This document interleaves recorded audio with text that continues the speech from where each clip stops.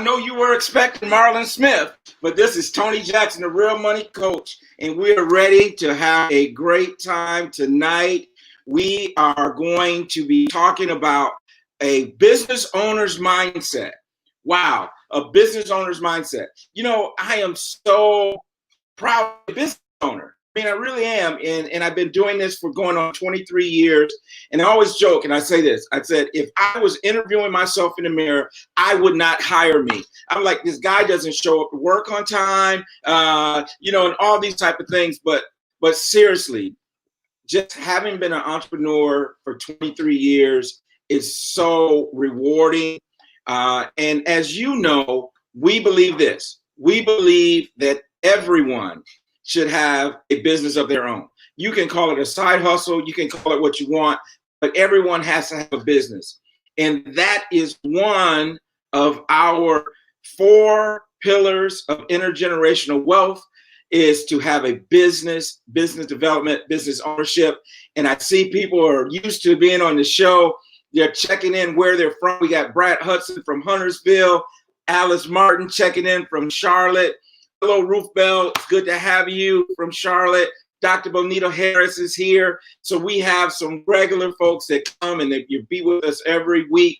And we appreciate that. We appreciate that you log in, that we're bringing some content, that we're bringing some things to you that you are benefiting from. And so we're extremely excited. As we're talking about, and I sent an email to many of you today, and we're talking about there's so much going on in our world right now. You know, you can talk about the pandemic, you can talk about the racial injustice, the violence that's happening. We got Euro Day from Boston, Massachusetts checking in, and all these things and all this chaos is happening around us. And we have a choice to make. Our choice is, are we going to see the glass as half full or half empty? And are we going to see opportunity, or are we going to see obstacles? Are we going to see goodness, or are we going to see grief? Thank you, Constance, here from Concord, North Carolina as well. And so what I've decided to do is I decided to see the world from a rose-colored glass, as they say. I choose to see it from a positive standpoint. And so one of the things that can happen right now, and we know that with the economy doing the things that it's doing, that there are some businesses, hello, Linda, there are some businesses that are not going to survive the COVID. There are some businesses that are going to fold. And we've heard some of them, even in our own industry that I'm in this week, you know, one of the exam companies and all these types of things, businesses that aren't surviving. But at the same time, there are some businesses that will thrive through this. And we want to bring some of the best minds in business that are part of Marlon and my network. You know, so we have a phenomenal individual. His name is Corey Vuu. He's going to come on. He's going to be sharing some things with us tonight. Now, let me tell you about Corey Vuu and Victoria Lee. They are part of First Financial Security, which some of you are. You're part of our team. They are the #1 producers in the whole company. If you read my email, that means $1.7 million, not in sales, right, but in commission in the rolling 12 months. And so this is the one thing that I know, and I say this all the time. There's no one that I know that's making 6 figures that ain't working. So when you say 7, you got to believe that they're getting in. There's a grind that happens, right? There is a grind that happens when we go out and we really do this thing the way we're supposed to.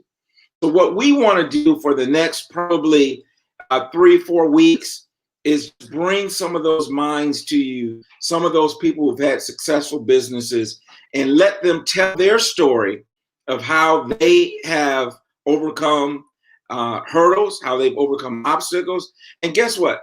COVID-19, people, is not the first time that we've had some challenges in the business world. It's not the first time that the market has gone down. It's not the first time that businesses have closed. It's not the first time that the government had to bail businesses out. And so there are some principles and there are some things that you can do as a business owner or aspiring business owner that can help you survive during these things. And so for the next 4 weeks, that's what we want to do. We want to bring some people and we want to give them some topics to talk about. We have some questions we want to ask that can help you survive during this time. Now, I know some of you said, well, I really don't have my own business yet. Well, you know what? What we're going to talk about tonight, our main topic that I asked Corey to talk about tonight is this thing called work ethic. And here's the thing that I know. I know that everybody thinks they work hard.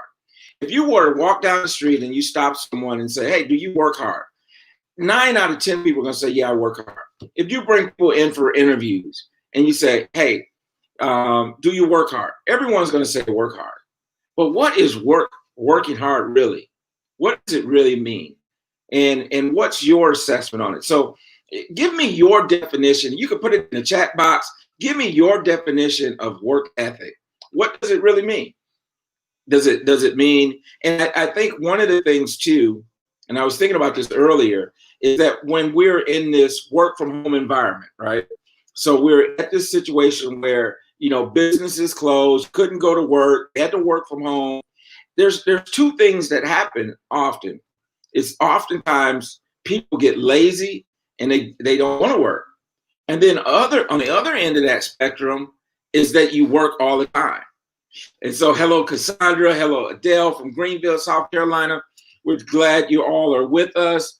And so where do you fall in that? Are you a hard worker or do you hardly work? And so that's what we want to get to. We want to get to the essence of what is work ethic and what are you doing? What are you doing? And how do you determine whether or not you're working hard? Are your goals measurable? All right. So Lance says, focus, consistency that creates momentum. He said that's hard work. And so that's great. And I think too, are you effective? Because I know a lot of people that work a lot of hours, but they're not effective. Euro says diligently working is when no one's watching, right? So what are you doing when no one's watching? Are you working hard then? And that's where we have to be, especially if you have a job, you have a job and you're working from home. There's no one supervising you. There's no one watching you. Same thing as an entrepreneur, right? There's no one watching you, but your results show it. So Dr. Harris says, work until the work is done without anyone watching or forcing you to work. Man, I love that. I love that. Work until the work is done. And so that's awesome. That's those great definitions of work. And so I'm really, really excited about tonight and about getting our business to the next level, right? So it kind of works like a stair step, right? So you work to a level and then you plateau. And then you work to a level and then you plateau. All right, Yvonne Harris says, working from home makes me work harder to keep my contract. Good. And so I work harder. She says, I think I work harder. And I think I do too. I think I actually have been working harder since COVID than I did before. I've been busier. Yeah. So and even when we had our conference, and Corey may even remember this, I coined this phrase about level up. And so what happens is we work and we get to a plateau, we achieve some things, and then the next thing we got to do is we got to level up, right? So we level up, we get things where we want them, they become maybe even comfortable. And so then we gotta level up. We gotta go to the next level. And so what really we want to do over these next 4 weeks, whether you're a business owner already, whether you're an employee, or whether you're inspiring, is we want to inspire you to level up, to go for it, with put all of your time, talent, and treasure into your business. And isn't it sad that there's some people that will work harder for someone else than they will work for themselves? Now, at the same time, I'm going to tell you this, it's not easy. When you're working for yourself, when you're an entrepreneur, and I've been doing this for 23 years, August 1st will be 23 years. And there's times when it seems like it's not working, right? There's times when it seems like, man, this is, if I get one more no, I'm going to close my iPad and I'm going home if I get one more no.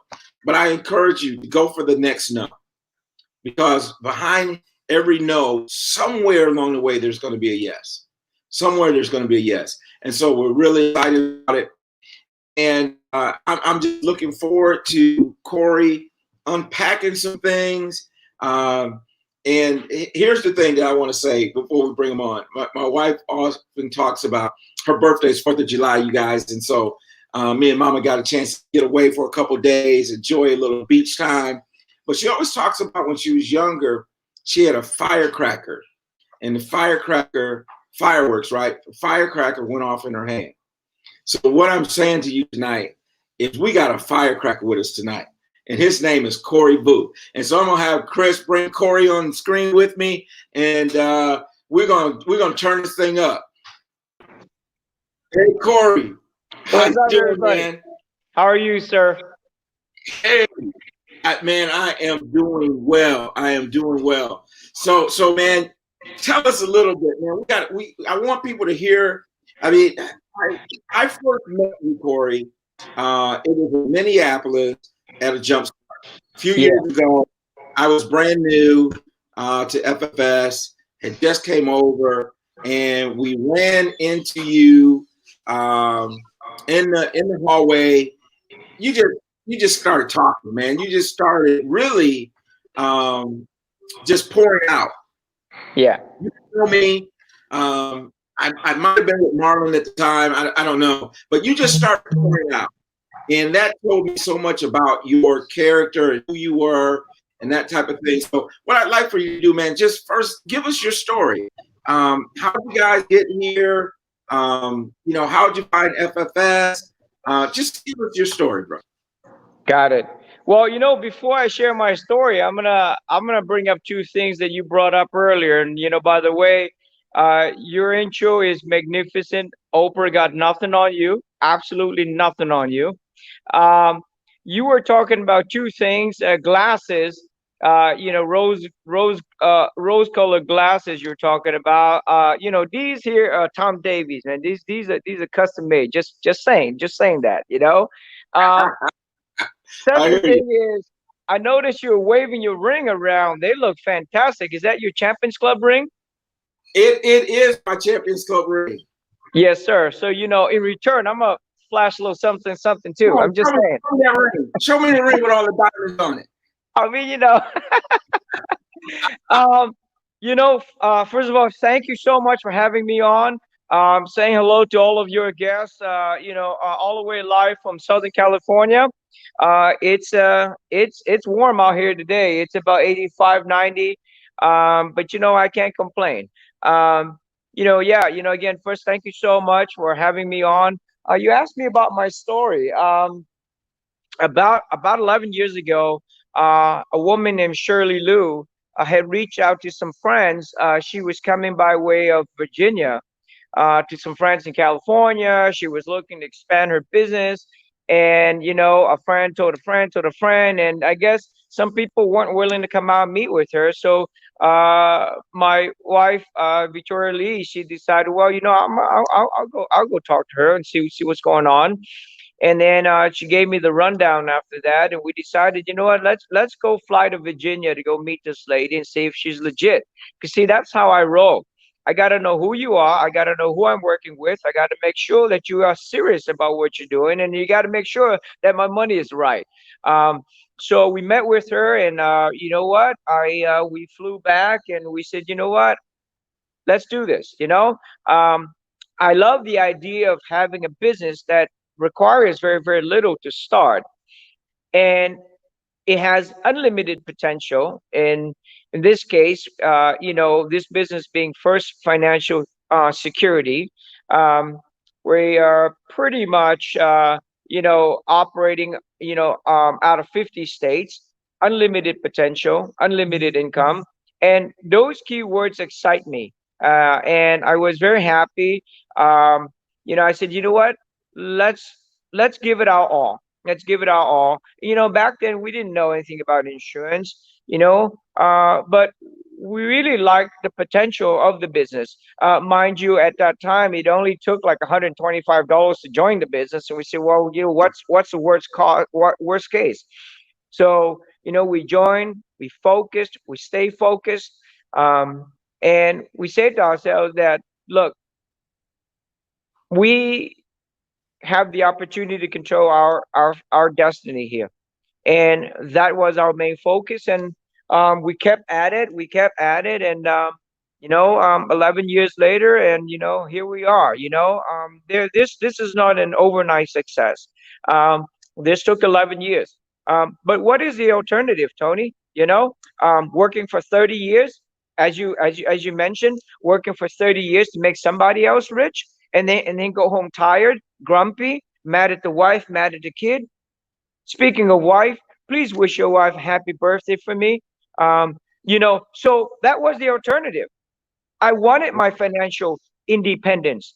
I didn't want to be another victim of financial, um, you know, uh, uh, you know, dependency, where I was depending on a job 9 to 5 to get my bread. I don't want to do that. So back then, our kid was about a year and a half, and you know what? She served as our purpose, and that's my grind. That's my everything. So pretty much that's how we got started. We got started because we didn't have an ego problem. We didn't have a know-it-all problem. We didn't have that. Well, I think I'm good problem. We got started because we wanted to know, how else can we optimize where we are, knowing that we didn't want to be stuck in a 9 to 5, and knowing that we didn't want to front $1 million to start some business. So the choice is very, very obvious to me, and it still is today. And I highly encourage everybody to explore this opportunity with Tony and Marlon as well. But yeah, that's how I pretty much got started, Tony. Well, you said a couple things that really resonate. You said purpose, that you had a purpose, and we understand that when the why is big enough, Mm, the how will appear, mm. right? And the other piece you said was that we didn't come in knowing it all or acting like we knew it all. So what I translate that to say, Corey, is that you're trainable. Mm. And Yes, sir. so those are two great elements. And would you say that you guys follow the system? Were you creators, or how did that really work? I always look at every business, Tony, as exactly that. What is your purpose? What is the purpose that you are going to be grinding? Because if you don't have a purpose, you're not going to grind. You're going to start, but you're going to stop. If you have a purpose, it's almost like a marriage with children. You know what I mean? Sometimes life can beat you down. It can be tough on you. But if you have your purpose or purposes in the way, or in, by way of your children, you look at them for strength and inspiration, and you say, you know what, you know what, I will overcome this. And so, for us, we were fortunate to have found that purpose. And until today, which you hit the second part, is that until today, we remain coachable. Every time I speak with Phil, the owner of the brokerage, every time I spoke with or speak with, the higher ups at the different carriers, I never talk about me. I talk about what else should I be doing, because that's what I'm looking at, because it's about different vantage points. And so for anybody out there who's contemplating, you're just going to have to look at what is the life that you want. What is the life that you want, and what is it that you're willing to work for, and you sacrifice and give up for. And that those questions to us was posed 11 years ago, and the answer remained the same. I wanted financial independence for our family. I wanted to grind to the level where, um, you know, I don't care about bills. You know, I ain't got bills. 11 years. I got bills. And you know, it gives you so much freedom, so much latitude, so much to be grateful for as well. I wanted to touch on something that you brought up that I love so much. Yes, you did point level up. You did. I think it's magnificent. I think Vince Rocos ought to put that on a T-shirt. I'm just saying. You know? Well, man, Yeah, I agree with you, man. Let's bro, call Vince. Let's put bro, it on the shirt. You bro. know, Listen, it's when we come to California in January, it ought to oh be the yeah, level up jump oh yeah, start. man. I'm telling you. I mean, you see, you're not just sparking magic. But see, here's the thing. Everybody can say level up, but you know, and I know that being an entrepreneur, not everybody's going to get up. If you don't get up, you won't level up. Get up So means you get up out. said you gotta Right, go to work. right. You know what I'm saying? Because if you don't get up out of that bed at 6 in the morning because you want to sleep until 9 and 10, 11 o'clock, you're not ready. You're not ready for this entrepreneurial world. You're not ready. I was blessed to be inspired by Mike Tyson back in the day when Mike, before he went tipsy. You know, Okay. Mike used to get up at 4 in the morning to run. They said, Michael, why you do that? And Mike said, because I know my enemies are sleeping. Think about Mm, it. So to be an entrepreneur, and which we're going to talk about the work ethic in a minute, it takes getting up in order to level up. You see, because a lot of people will use that phrase or those words and think that they're really leveling up. Now you're not. What have you done to change and improve your game in order to level up? You see? you got So, to you got to bring the A game. man, if you don't bring the A game, then you might as well go brush your teeth, look in the mirror, and tell yourself that you lied to yourself again today. So to me, that's why I love that. I love that you said level up because, as you know, every year, Victoria and I remain coachable. Anybody who's ever met us 11 years now in the business says, me, y'all stay the same. Of course, you got to stay humble and the same. Now, the topic today you brought up is called work ethic, right? And Yeah. and so I like Talk to about I like to kind of really kind of dive into that a little bit now. let's do Um, it. um, those are two very easy words that a lot of your listeners have now put different spins on it, like work hard and nobody's looking, work hard till the job is done. Perfect. You see, that's what we can say on a superficial level, to say that just to say, okay, get it done. But what we don't really look at is how do we stay motivated to get it done? That's the work ethic. Okay. You see? So I do believe in this. Obviously, we spoke in depth about purpose. And I highly encourage everybody to look at themselves today and really identify the three major purposes in your life that's going to keep you grinding when it's heavy, keep you grinding when they say no to you again, keep you grinding when you run yet into another unseen brick wall, right? Keep you grinding again when you about to go see your client and man, a car broke down again. But when you have your purposes, that's just temporary. You see? So we were fortunate that I found that. We found our purposes for what I want to do. Therefore, Tony, with respect to work ethics, we've been working 11 years, sometimes 6 days a week, sometimes 7 days a week. In the first 2 to 3 years, I ain't never been to no birthdays. Most relatives probably forgot us because I don't have time. I don't have time because I got to learn this product. I got to be at this meeting. I got to talk to this other person about this fantastic business that we're building. We got to go see a client that now taking 4 or 5 hours longer than expected. Listen, be mad if you want. I got a purpose. I got a reason. And if they love you, they're going to forgive you. But if we spend our first 2 to 3 critical years trying to be at Tony's party, trying to be at this party, that party, cousin Larry's party, listen, I can't do my business. So the business took precedent. It took priority until So probably the last 5 years. Go ahead. what you're saying, you said the word earlier, is sacrifice. Mm, Sacrifice. It's having sacrifice. mm, And you gotta be willing to sacrifice.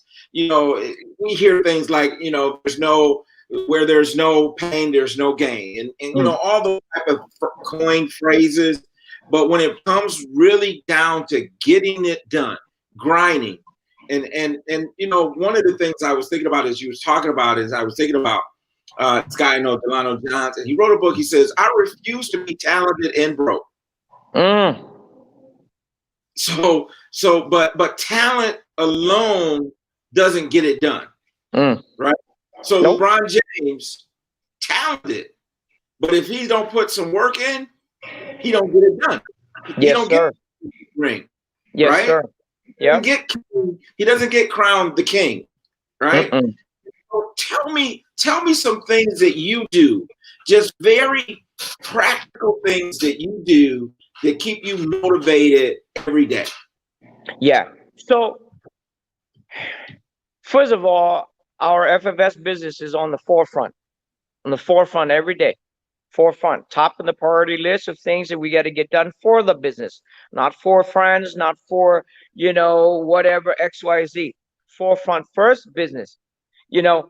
And so on the practical side of that, in 11 years, everyone who knows us knows that there are days that you don't call me other than for business.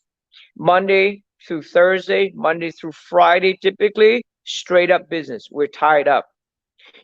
Once in a while now. So the most practical thing is to condition those around you to respect the fact that you're trying to grow a business, right? Man, Because you know, be- man, I laugh about that, but it's really because when I first, and I've been in insurance 23 years, right? So when I first came into this business, everyone assumed that I didn't have a job. Mm, So kids would call me from school. I forgot my tennis shoes at home. I need this at school. And we had to get them to learn that I'm working every day. yeah, Just because I don't punch a time clock doesn't yeah, mean that I'm not. yeah. No, you're absolutely right. If you figure out based on our earnings, right? Divide that per hour. Um, you know that I ain't got time to help you move. I ain't got time to go pick up your kids for you. Not helping anybody move, Corey. Because it's expensive. It's expensive. I love you, but I can't help you move. How about that? So I think the most practical thing is to condition those around you to respect what you're about to do. Because if you don't grind hard, they don't respect that. If you make them respect what you're about to do, chances are the universe will deliver to you.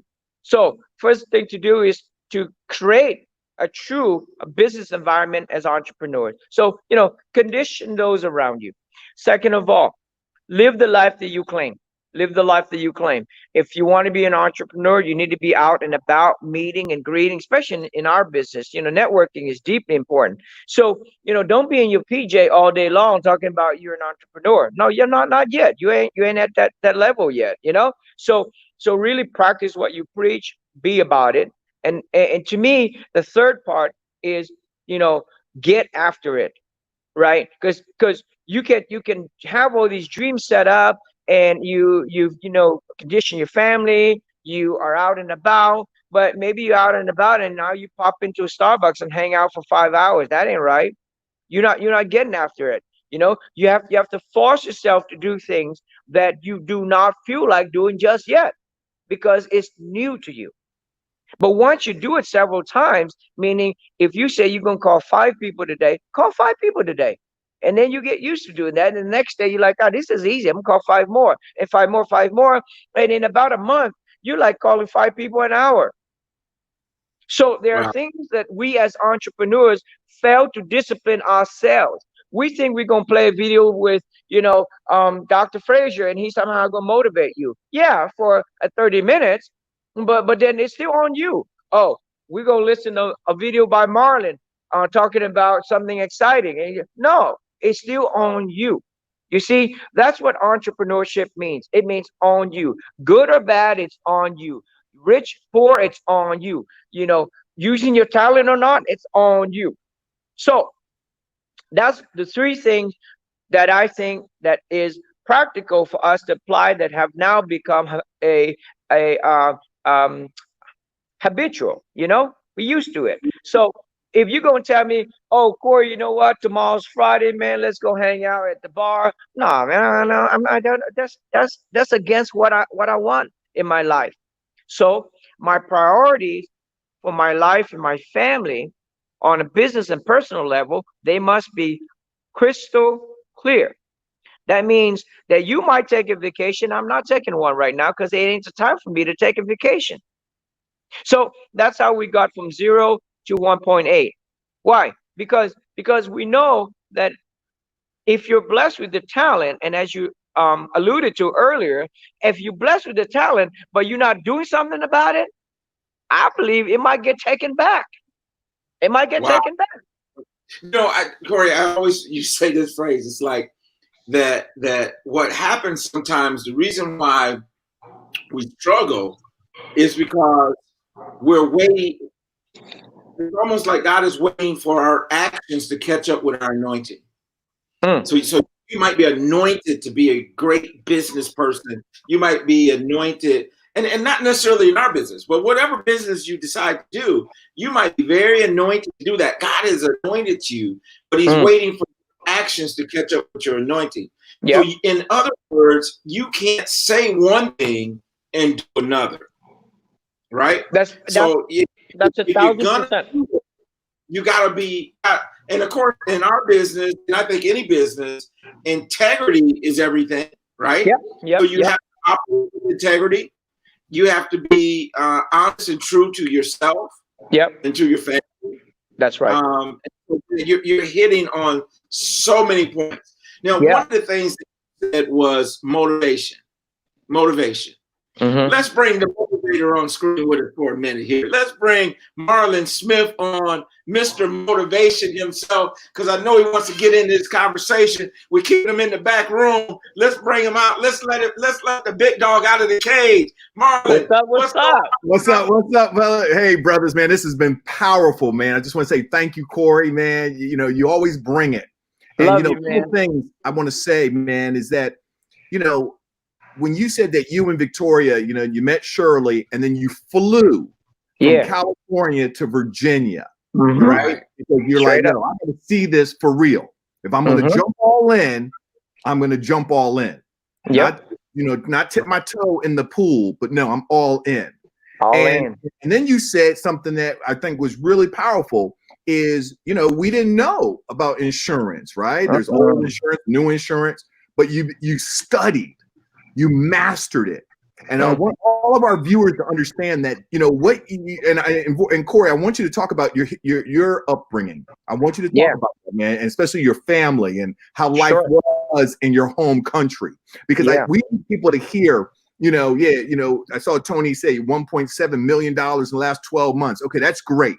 But there's no thing as overnight success. But I want people to hear how you, your family, where'd y'all, what I'm saying? Like, you keep it real, because I want our viewers to understand. Because one thing I like about you, Corey, is that you're no thrill, no frill brother. You know what I'm saying? Like, you keep it. Tony, like George Fraser says, right? All chaser, right? I mean, all drink, no chaser, right? And so what I thought you were going to say was, let me say this and still be loved, right? Right. That too. But like that. So I want you to talk about, man, your family roots and Victoria, and how, man, y'all weren't born with a silver spoon. Because let me tell you why I'm asking you to say this, man. Because it's really, you talk about grind and I heard level up and all, these are great phrases. But there comes a time in your purpose, and I know your daughter is really your mission, your passion. But there comes a time in life when you look yourself in the mirror and you got to say, am I all in? Because we can take the funk, right, Corey? You've had some serious conversations with me, like, yo, Marlon, come on, man, you can do this, right? Yes, sir. And and we've all had some challenges and whatnot, but now, okay, let's get busy. So talk to us about I want to hear, man, your family and some of the trials that you had, right? Yeah. Because I don't want our viewers to say, oh yeah, he's very well spoken. Oh, look at him, da da da. No. You didn't start off like this, man. Yeah. And I want our viewers to hear that, when you've experienced lower or lesser means, right? I mean, I know there's love in your family, but as far as materialistic things, okay. So talk to that, brother. Yeah. So, my family fled the war in Vietnam in 1979. So, the war ended in 75, And when the communists took over, you had options here, to die with them or to die with them. And so we said, nah, man, you know what? My family took off. My parents, at that time, there were 12 of us, the youngest being like 3 or 4. And so everybody broke up in 3 groups and everybody just fled. And you know what? By the grace of God, man, everybody survived and nobody died at sea. So we spent a year at the refugee camp, late 78 to about 79. And then we got asylum, and we, were then allowed to go into the U.S. From Indonesia. So, mind you, the refugee camp isn't where you're gonna get served food. There's no food, And so I remember the first time we landed on shore. My dad found an apple, and you had to pass that apple around to just get a whiff of that thing, and you're not supposed to bite on that thing because it wasn't meant to be eaten yet. Just the smell of it should feed you. So we got to Hawaii. We got to Hawaii in late 79 because my brother had gotten to Hawaii first. And when people say Hawaii, oh man, y'all went to paradise. No, man. I went to government housing. This one was right across Pearl Harbor, and so from 79, late 79, September 79, it took me 7 years, 8 years to learn how to speak the language. Wow. And I'll be deeply honest with you when I say that, I learned how to speak English from 2 main sources. Number one, I watched the news, ABC with Peter Jennings, Hugh Downs, Barbara Walters, Ted Koppel, those are my teachers because, in school, you're constantly bullied, there's no learning there, man. And so those folks became my teacher. And then the second source of my learning how to speak English is, you wouldn't believe this, but what happened in 79, the birth of rap, right? Because rock was too fast for me to learn, man. I couldn't get with rock. And so, when you had like Grandmaster Flash, and then, you moved up to Eric B. and Rakim, and then, it got to Kumo D and Big Daddy Kane. And so it was slow enough for a young man like me to learn. So it honestly was the formation of my cultural experience in America, man. But imagine this, right? Like my only wish as a young buck was, how do I possibly get to the point where when I'm speaking to Marlon, I don't have to translate it from Vietnamese to English? That was my only wish, believe it or not. Wow. So we had to overcome so much. And then my wife back then, obviously we didn't know each other, but her family escaped Vietnam and landed in Hong Kong. And then from there gained asylum, and she moved to Northern Cal. And the same with her. Took her 7 to 8 years to learn the language. Wow. So for all you native born here, already speaking the language, you ain't got no excuses, but you need to get up and go get after it. That's right. So that's 7 years, Marlon, Tony, of just trying to learn how to speak to an American. That was the only goal. So those 7, 8 years of the first years in America were spent on food stamps. Okay. I still carry an image of food stamps in my phone. Wow. They were spent on food stamps. They were years of battling bullies, which taught you the strength and determination. It was the first 7 to 10 years of having every other body tell you that you can't do this because you don't look a certain way, you don't speak the language, you don't read and write. Now, none of those fools can keep up with me because I don't believe it. You know what I mean? Right. So it's struggle upon struggle upon struggle. And you know what, Tony and Marlon, until today, I've been here nearly 40 years as U.S. citizen, 40 years. And until today, I still tell myself I make $3,000 a month. Just to keep myself humble, because once you go through that much financial pain, you ain't never want to go back to it again. You never want to take your kids back to that spot again. Come on, man. And I had a moment of of awakening, brother. When we went to one of these earlier dream destinations in Maui. Okay. And you know, for the viewers, our company that Marlon and I and Tony are with, every year they take about 100 couples to some of the finest destinations in the world, free. Right. And in the early years, we went to Maui, and I had a moment, you know, Tony, where I felt like crying, man, because when I was young, we would sneak into these hotels nearby, you know, when we lived in Hawaii, and we would go in there without our, you know, underwear and stuff like that. Young kids ain't got no swim trunk, man. Right. So you know, we snuck into the pool, and then you know the guard will, you know, come by and say, "Hey, y'all don't belong here. Get out of here." And so you just have, you know, your pride damage, your tail tucked in between your legs, and you crawl out of the pool, and you scurry away like rats, you know. Wow. And then I go now. Here I am a few years later. I got back to Hawaii this time, the first time as parent, you know. Yes. And then I'm walking my kid around the ground there at the pool, and you know, she's playing in this fancy pool, playing with the parrots. And then I had a moment of awakening where I'm like, ain't nobody gonna chase her out, bro. Right. Wow. Nobody. Ain't nobody gonna chase my offspring out. Jeez. Yeah. I mean, come on, praise God for that, right? Because the opportunity was created. We took it. We never looked back because we don't want to go back. We don't want to go back. Yeah. Ain't nothing fun about being poor. Ain't nothing fun about poverty. Ain't nothing real about keeping it real. That's where we got to get out of that slot. Yeah. Ain't nothing real about that. You know, Corey, man, I just want to say thank you, brother, because I knew you had that, and I know, right, I can feel your passion, man. I know it's bringing up some emotions, and I want to say thank you for going there, bro. You know what I'm saying? Because right now we have viewers who are playing it safe. Okay, they may not be poor, or financially poor, right? But they're not living their dream life. They're not living with the full potential. And I had to go there because I felt like people got to hear your story.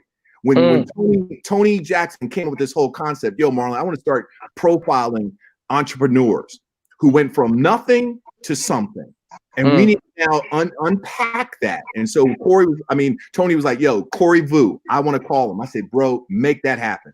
And I want to thank Tony for having that download, because tonight's show, I want you to hear me, Corey and Tony. There are viewers right now, because of tonight's show, they're going to say, okay, I can do this. I can do this. And I want to say something to the viewers, and I'll let Tony just keep it rolling. I want you to understand right now, Corey Vuu was inspired to, and you saw his passion. He said, I don't want to ever go back there. I don't want to ever go back there, man. Your food stamps, being bullied, can't speak the English language. I mean, all of that. Don't look a certain way, okay? And he said, I don't want to be. So that gave he and his wife the drive to go for it. And what I'm saying to many of us watching on this right now, you may not be on food stamps, but you know there's more for you to do. And you've been playing it safe. You've been playing it comfortable. If COVID-19 didn't open up your eyes that, for many people, we're just still flowing. And that's why I'm saying, get with Tony Jackson, send an email to info@therealmoneycoach, because look, we have clients, they're sleeping nights. Yeah. The products that we're talking about, the investments we're talking about, the insurance that we're doing, no downside loss. Yep. Sleeping. Whereas other people, man, are tripping. People are stressing out. And so what I'm saying to you, it's time to stop playing. Okay. If you don't send an email, it's on you. You can't say you didn't know. Right. Yep. And the thing is, I want to say this last thing. Listen. One thing, because I'm also, and Tony also, and Corey, we're all fathers. And it's our responsibility. It's our responsibility to model for these precious gifts from God, our children. I mean, we have to model it. And one thing you heard what Corey said, his family, the Vietnam War, what? Right? Divided, right? Group of 3 or 4, right? Yep. And yet his father, he did the best he could. Yep. He did the best he could. And so what I want you to understand is for you, those of you watching, listening, just what is your commitment? I want you to write in the chat box. What are you going to do? Yeah. What are you going to do? Not, this isn't motivation. I'm talking to people's spirit right now, your heart. Okay. Yeah. And that's why I wanted to go there, because I know I'm talking to myself. I raised my hand. There's more for me to do. And I promise you, ladies and gentlemen, I'm about to soar. I said that 2020 is going to be the best year of my life. I then made a commitment on one of my shows, Winner's Circle. I had the director of the NBA diversity, Orrin Stewart, on. And I told him, and I'm telling you, these next 6 months, these are going to be the best 6 months of success by choice. I've been in business for 28 and a half years, January 15th, 1992. And I'm claiming these next 6 months. Why? Because I am stepping it up. What they say, level up. I think Corey said you got to get up to level up. Right. He talked about Mike Tyson, right? While my opponent is sleeping, I'm working, I'm grinding. So I hope that you feel my passion, because enough of the talk. And that's one thing I love about Corey Vuu. He don't talk, man. He's like a producer. He makes it happen. He and his wife, right? So that's all I got to say. Tony, I turn it back over to you, brother. I just have to go. It made me think Marlon, you know what? Before you leave, let me just touch off on some real quick that I think need you here. That's the background story. Normally I don't do stuff like that, but you know what? I grew up in government housing, bare bone floor, cement and all. And now I'm in a crib that's got 3 stories high, 5,500 square feet for 3-story high in Southern Cal.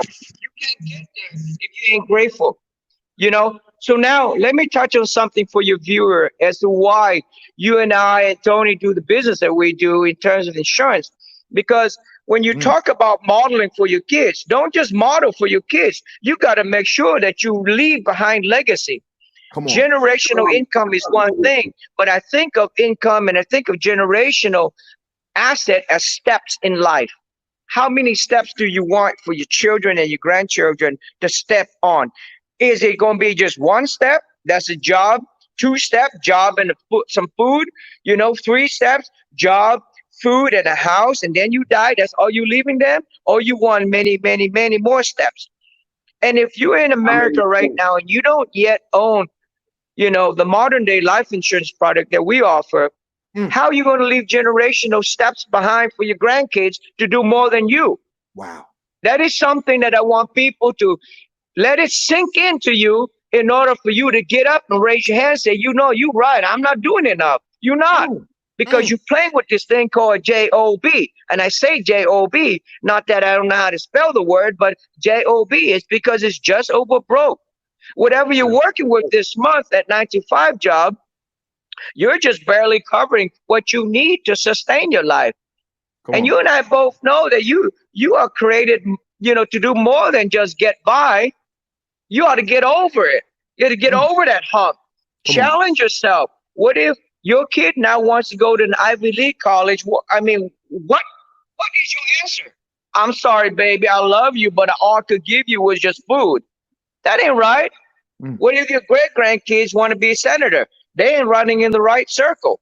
You see, at the end of the day, I speak for myself when I say that America is the greatest country on earth. Matter of fact, it ain't even a country. It's a concept. It's a concept that was, birthed out of desperation, hope, fear, pain, that now attracts the best and the brightest to her shore. Yeah, we're going through a funk right now, but I say just for right now. That's right. But it remains now on you. What are you doing about it, viewers? What are you doing about it to make sure that you can leave behind legacy, financial legacy, so that the next generation don't have to toil in the hot sun, don't have to play with the paperwork for student loan, don't have to be told that they can't go to this school because they don't live in that neighborhood. You see, yours truly here, my wife grew up in the poorest housing areas that Hawaii and Northern Cal had to offer. But you see, we're in the finest, the absolute finest spot right now that Southern Cal has to offer to raise a fam. So it's on you. See, Marvin, I mean, Marlon, I think you are doing plenty, sir. Yes, you can do more. But the point of me being on here today isn't going to be about me per se, nor talking to friendly faces like Tony and Marlon and Chris, but to really, really look at our friends here that are joining on this broadcast. At the end of the tonight, you're going to have to ask yourself this deep question. If you go home to your maker tonight, if something, God forbid, should happen to you tonight, what are you leaving behind? What are you leaving behind for your spouse, your children, your mama, your daddy, your granddaddy, grandmama? What are you leaving behind other than your picture and Facebook? What are you leaving behind? Wow. Let me remind you that the average American household, I don't care about black, white, brown, or yellow. The average American household right now owe about $400,000 to $500,000 in outstanding mortgage. I know most of us ain't got that $500,000 stuck in the pillow. I do. But what are we doing about it? What are we teaching our kids? Come on. Wow. You see, what inspires me is that, you see, the first public riot didn't happen to black people, happened to yellow people up in San Francisco. When these racist cowboys would lower, the Chinese laborers that they brought here to build their railroad, they drop them into a hole and they tell them go down there. They go down there, they put dynamite in there. That riot happened. But it wasn't a violent riot. It was a riot to internalize our concerns and our problems of injustice. That's why the Asian community puts so much weight into education, because education will level up. Financial will level up as well. Wow. Lastly, as you think about what you're leaving behind, if you feel you ain't leaving enough, please, I beg you, call Marlon, call Tony, do something about it. Do something about it. What Dr. Frazier said to me really profoundly turned some light bulbs on. He says that Black Americans are now 11 generations behind their white counterparts. The brown Americans are now 7 generations behind their white counterparts. But the yellow Americans right now, this here, ahead of their counterpart. We can change that. That came from Dr. Frazier. We can change that, Marlon. We can change that, Tony. If people looking at their watch and going to go and kick it at 5 o'clock, you ain't ready for the entrepreneurship life. You got to work till you're tired. You got to work until you ain't got time now to do one more. Because it's about the next generation. Let me ask you this again. If you fall and die today, and right now we're dealing with a virus that we can't even see. It's microscopic. Yet it's in your body, ravaging your lung, killing off your kidneys. Yet we're running around every day before COVID with our life insurance, with our formal plan that sets in place to take care of our children, to take care of, those that you leave behind in pain, in financial destitute. Because we're not understanding the power of insurance, and we're not understanding financial literacy. We're playing with money we ain't earned yet. Ladies and gentlemen, 11 years, I ain't got no bills, because what I make is for the future. What Marlon is doing is for the future. What Tony is doing is for the future. That's why I got so much love for these guys, man. But the concern, again, let me leave you with this right now. Most people say, oh, I'm busy. Oh, I'm building a business. I'm working. But while you're doing all of that, what are you doing to lay out a game plan to make sure that if you drop and die today and you go home to your maker, who's going to take care of the family? Understand that 75% of Americans right now don't even have $5,000 in the bank. Unacceptable, Marlon. And I thank you, brother, for changing this through conversation, through action. As you say, shoot him an email. Say, yo, man, I'm tired of this. I'm tired of being financially naked, vulnerable, ill-prepared. It's the same thing I feel when I go to the mall and I walk by Foot Locker. I don't buy no shoes from Foot Locker. I make almost $2 million a year. I buy shoes at TJ Maxx for $30. I go to Foot Locker. I see young people buying shoes for their little children. $200 Jordans. Children, man. Ain't got no life insurance. Ain't got no legacy plan.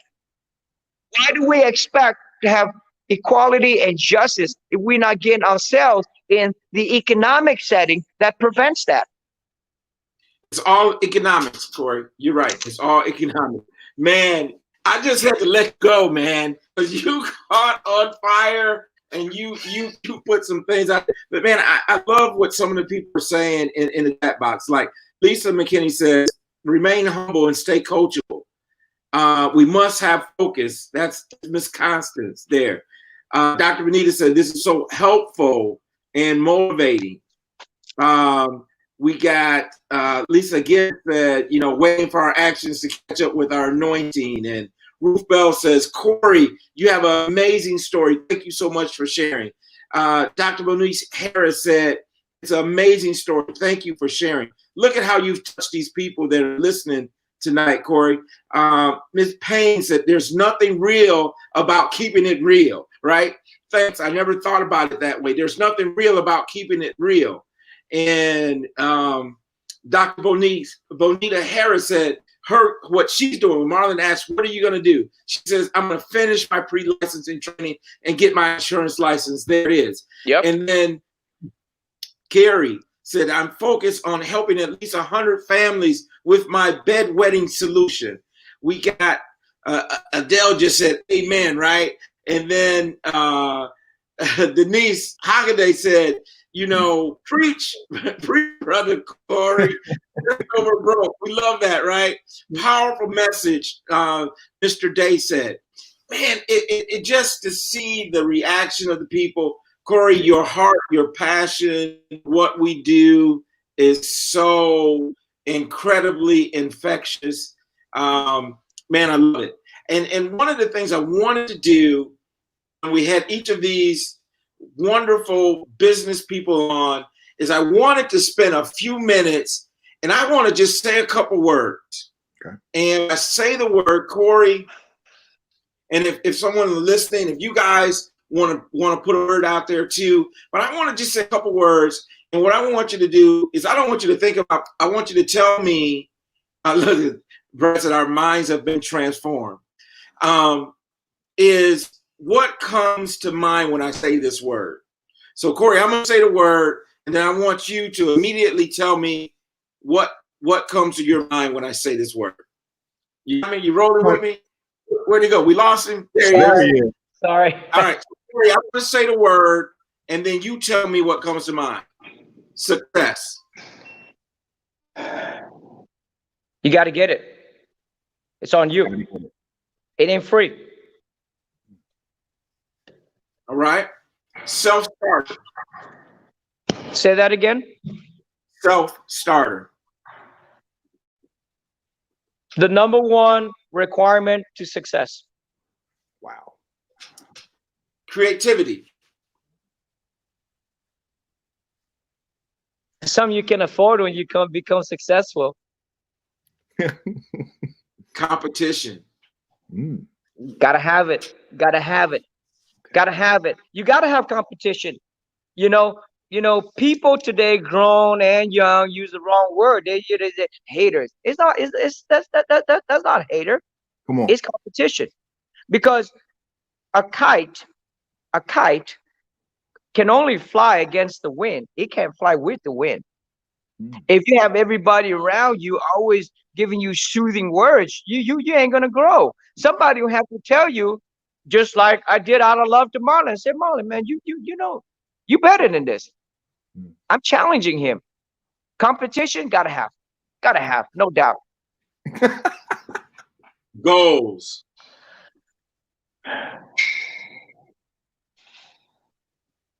An absolute must. It must be reviewed every day. You got to know your goal. Absolute must. If you wake me up tomorrow morning, 3 a.m, you ask Victoria and I what I want in terms of financial goal, I'll tell you right now, 30 diamonds. That's what I'm going for. 30. Yes, sir. 20 is coming, bro. 30 is what I want, because it ties to how fast I got to run, how much more I got to do. This ain't the time for patting yourself on the back. This is not the time. Got it. And for those watching, 30 diamonds is what he's saying. 30 diamonds represents, one diamond represents $100,000. So what Corey is saying, that his goal is to earn $3 million within 12 months. Okay, so that's $30. I wanted to make sure our viewers understand. That's, you know, oh, you heard Tony say he earned 1.7. He and his wife, they're basically looking to double that. 1.8, I think, or something like that, right? Eight. Wow. I got two more. Go ahead. Risk. Oh, great one. Risk, you must embrace. You must embrace. You see, you can't want to be an entrepreneur if you keeping the umbilical cord on. Let me keep my regular job and I'm going to try this entrepreneurship. No. I know at a certain time you got to break it. Victoria and I broke it right away. We quit everything. We burned all bridges. We got rid of all them safety net. There was a point, Marlon and Tony, where 11 years ago, I didn't know if I could pay my $2,500 mortgage a month. I couldn't, bro. I was ready to lose that crib. Got it. I was ready for it. If you don't embrace risk, you ain't in the position to ask for rewards from the man upstairs. Come on. It's a given. It's a given. That's good. Then the last one for me, legacy. Say again. Legacy. Legacy. Legacy. Oh, legacy is the reason we grind. Legacy is the reason we grind. You see, Marlon and Tony, every day I think about the heroic efforts of my parents. That's right. If they didn't pull that trigger to accept death and risk at sea and piracy at sea, I wouldn't be here with you all. Wow. So who are we now to come over here to the land of milk and honey and chill? How's my grandkids and great grandkids gonna look at me? You had all that, but you did nothing with it. Legacy, baby. Legacy is what you want to leave behind. When you think of a name like Luther Vandross, you don't think of a singer. It's a legacy. When you think of Michael Jackson, he's just not an artist. It's a legacy. Got it. But when you think about a guy named Ken Frazier with a Z, who is the current CEO of Merck, the drug company, a black man, grew up in the toughest hood in Philly, given the opportunity for education, went on to law school. Eventually now he has led Merck to incredible success. Look him up. That's legacy. That's what I want for Victoria and I. I want not only a page in the FFS history book, I want chapters. Yes, sir. Good. Corey Vuu. That's my boy. That's my boy. Yeah. Brought it. Thank you so much, man, for taking the time out. I know your schedule's busy, but you cared enough and respected us enough, and the people on our team to come out and share tonight. And my message to everyone who's listening, whether you're part of the FFS family or whether you're thinking about it or whether you have your own business or whatever it is to take tonight, this right now, we're at July 9th, 2020. I want you to take what you heard tonight, and I want you to get up in the morning at 6 a.m. and you write your business plan. Yep. Write your business plan. You write your business plan. And not only do I want to write your business plan, I want you to work your plan. Yep. I want you to work your plan like until the work is done. You work until you're tired, and then you work some more. Yep. Muhammad Ali, they asked him, how many push-ups do you do? He said, no, because I don't start counting until it hurts. That's the truth. That's the truth. How many phone calls did you make? Yep. I don't know. I don't know how many I made because I didn't start counting. Yep. Until it hurt. That's right. That's right. So hats off to you, Corey. Man, I can't wait to see you in January. Same here, fellas. Let's go, man. Let's do this. Let's go. I hope you show up tonight, Marlon. I'm gonna let you close us down. All right. And It's been awesome. Thank you again, Corey. Tell your wife we said hello. Will do. Thank you, brother. And so listen, family, you've heard the time is now yours. The choice is yours. And, you know, Corey Vuu, Tony Jackson, you can feel the passion. It was an open conversation. I want to thank everyone for here, you know, typing in the chat box. And now the baton has been passed to you. That's all I got to say. I mean, there's really no more talk. Let your actions speak for you. And so with that being shared, on behalf of the Real Money Coach, we say thank you. And again, every Thursday night, 8 p.m. Eastern, you know, Carrie, who said about the bed wedding program, she's over in Australia. Wow. This is international. This is an international program. And so I want to encourage you to have your family, your friends, watch the recording. You can go to, YouTube, type in the Real Money Coach, subscribe to our YouTube channel, because this is the type of content we're sharing.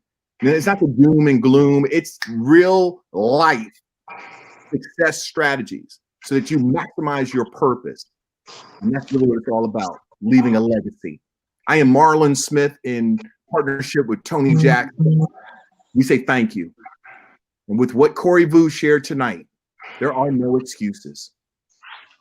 We rise up. We'll see you next Thursday, 8 p.m. Eastern.